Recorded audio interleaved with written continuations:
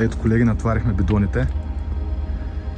Те се събират точно в колата ми, тия по 70 литра, изправени. Поради тази причина и съм си избрал такива. Ето, трите големите и малкото. Това в чувала са дърва. И тук отзад на седалката също няколко чувалчета с дърва. Готови сме за утре. Има един плюс и един минус от това да натварите джибрите вечерта преди казана, когато казана ви е рано сутрин. Моя казан е в 7 часа. Плюсът е, че утре като стана директно тръгвам и няма да се занимавам да товаря.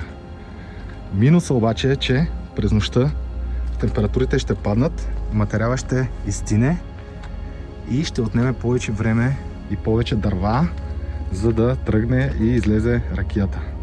Но такива са рисковете на професията. Продължаваме утре.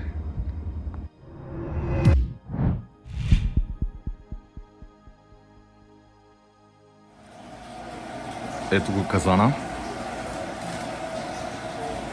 с дестилационна колона, 250 литров. Заредихме джибрата, заредихме дървата и всеки момент ще стартира.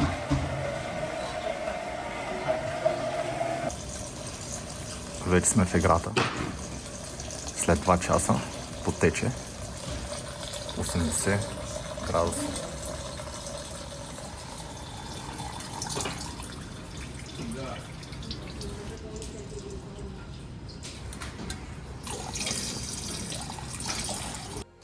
Сварихме ракията. Както видяхте, сутринта в 7 часа отидох на казана. До 7:30 насипахме, заредихме дърва и запалихме. 2 часа по-късно, около 9:30 тръгна. Ракета тръгна на 80 градуса и след още 2 часа излезе изцяло. Сварихме около 38 литра от 250 литров казан с джибрите, които имах, знаете добре. Доволен съм, ракета е хубава. Казана, както видяхте, с дестилационна колона и дефлегматор. Този тип казани позволяват така наречената двойна преварка. Тази колона и дефлегматора отгоре втечняват вторично газовете, които минават през нея и по този начин се получава този двоен дестилат. Тази година също се получи добре, ракията е много хубава на вкус, на мирис и предстои да почине малко, след което ще я пресипя в шишета и по едно шишетата ще минават през буре. Имам едно 10 литрово буре, което го пълня, стои известно време, месец, 2, 3, след това го източвам и сипвам следващата част, като по този начин цялата ми ракия минава през буре.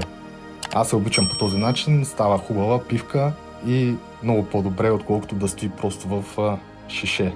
Сега това, което ще направя е, че ще сложа една марличка отгоре и ще оставя бидона 5, 6, 7, 8, може и 10 дни отворен с марличката, за да може, ако има някакви остатъчни летливи съединения, те да излезнат. Ако има някакви остри нотки от казана, те също да напуснат бидона и след което ще я затворя в шишета.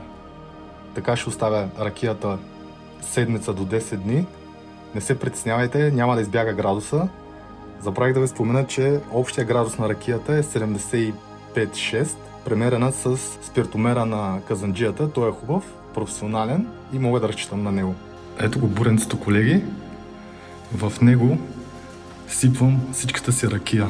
Ето тук съм си оставил бележка, когато съм сипал. Сипвам ракията неразредена. Винаги я сипвам неразредена, стои вътре. След като я източа, я разреждам до толкова, доколкото искам. Ето на 6.12 съм заредил. Това е ракия от миналата година. След като изпия предната партида, ще източа тази и ще сипя новата. Буренцето е дъбово, изцяло дъбово и е 10 литра, почти 10 литра, 9,500, нещо от този сорт. Но е изключително удобно и на мен ми върши чудесна работа. И мезенцето стои тук и чака да стане. Така завършва моя сезон за сега с домашното вино и ракия. Предстои дейности по лозята, на пролет, резидба и още интересни неща, които ще споделям с вас. На здраве и весели празници, светли и щастливо посрещане на новата година!